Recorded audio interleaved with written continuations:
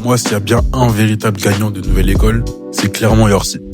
Yorsi a jamais été officiellement prôné comme le véritable gagnant de Nouvelle École, mais pour moi, il faut le dire, de tous les gagnants, de tous les participants, de toutes les saisons, de toutes les émissions, c'est clairement lui le meilleur. Ok, t'as eu des Youssef, t'as eu des Fresh, t'as eu des Lace, t'as eu plein de candidats qui étaient pas mal, même Do, mais lui, c'est le seul qui, on va dire, a réussi à avoir un certain succès d'estime, à avoir également un certain succès commercial.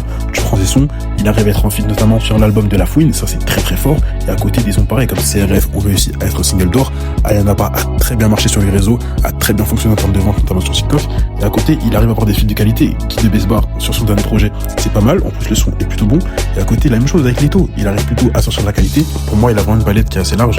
Tu prends un son comme Cherry Wood, qui est vraiment différent de ce que je vais t'habituer à ce qu'il fasse, et qui est assez bon, qui est assez chill, qui passe plutôt bien. Et à côté des sons comme Rax, qu'il a sorti au début, ou même des sons comme Massimo, te montrent vraiment tout l'univers qu'il a. Et je vois pas forcément le potentiel pour être le numéro 1. Mais en tout cas, clairement, il a réussi à avoir un début de carrière solide, et à l'image d'un Milky, avec qui il est très pote. Pour moi, c'est vraiment des mecs qui peuvent développer un véritable univers et s'instaurer dans la durée.